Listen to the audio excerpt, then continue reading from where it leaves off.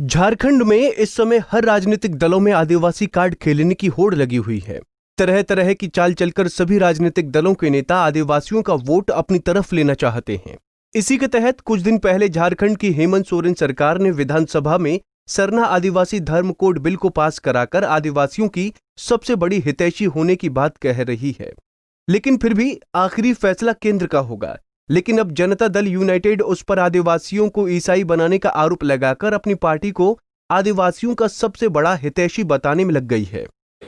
इस सरना धर्म कोड को लेकर के झारखंड मुक्ति मोर्चा भी बड़ा अभियान चला रही है। वो बता रहा है कि हमने कैबिनेट में पास कराकर केंद्र सरकार के पास भेज दिया है। किस तरह से देख रही है इसका? देखिए, सरना धर्म कोड के मामले पर एक तरफ जहां बीजेपी हमारे खिलाफ है और जोर जबरदस्ती आदिवासियों को हिंदू बनाना चाहती है, ठीक उसी प्रकार ये जो जेएमएम पार्टी है वो भी आदिवासियों को ठगने का काम कर रही है, सरना धर्म कोड को लटकाने भटकाने का काम कर रही है। अभी बिना राज्यपाल के सहमति और अनुशंसा के इसने सीधे दिल्ली को ये प्रस्ताव भेज दिया, जो प्रस्ताव झारखंड विधानसभा में 11 नवंबर 2020 को पास किया गया था। और ऐसा सीधे भेजने का मतलब है संविधान का उल्लंघन है, पार्लियामेंट्री प्रोसेस जो है, सिस्टम जो है, अर्थात संसदीय प्रणाली जो है, प्रक्रिया जो है, उसका भी उल्लंघन है। तो ये सरकार केवल श्रेय लेने की होड़ में, आदिवासियों को बेवकूफ़ बनाने की होड़ में ऐसा कर रही है। आप जिस सरना धर्म कोड की बात कर रहे हैं, क्या झारखंड मुक्ति मोर्चा भी उसी सरना धर्म कोड के प्रस्ताव को वहाँ भेज चुका है? नहीं, ये जेएमएम ने सरना धर्म कोड का प्रस्ताव नहीं भेजा है। इसने भेजा है सरना आदिवासी धर्म कोड। इसने उसमें आदिवासी को ढुका दिया है, गलत फहमी को इसने आगे बढ़ाया है। आदिवासी जाति सूचक शब्द है जो संविधान के अनुच्छेद 342 के तहत हम भारत के आदिवासियों को मिल चुकी है। अब हमारी मांग है धर्म की मान्यता, जो संविधान के अनुच्छेद 25 के तहत मिलना है। तो जाति और धर्म का खिचड़ी पका के इसने दिल्ली भेजा है, तो दिल्ली निश्चित इसको अस्वीकार करके वापस भेजेगी। आपका अभी आप बता रहे थे कि आपका आरोप है कि ईसाई धर्म को प्रभावित हो रहा है झारखंड। हाँ, जेएमएम वाले ज़्यादातर ईसाई धर्म के समर्थन में है।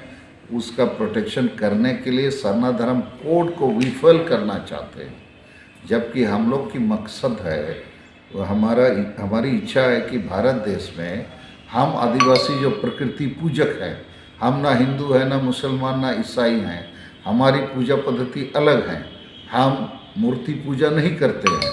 हमारी सोच संस्कार सब चीज़ अलग है। तो हमारे धर्म को भी भारत देश में मान्यता मिलनी चाहिए। लेकिन ये चीज़ जेएमएम या दूसरी पार्टी के लोग नहीं चाहते हैं। जब भारत देश के संविधान के तहत हिंदू मुसलमान ईसाई को मान्यता मिल गई, तो करीब 15 करोड़ आदिवासियों को क्यों नहीं मिलना चाहिए? क्यों हमारे साथ नाइंसाफ़ी और पक्षपात किया जाएगा? लेकिन ये जो बीजेपी वाले जोर जबरदस्ती हिंदू बनाओ, जेएमएम वाला जोर जबरदस्ती ईसाई बनाओ, तो ऐसा करने से हम आदिवासी तो मारे जाएंगे। तो इसलिए हम आदिवासियों को एक नया संदेश दे रहे हैं।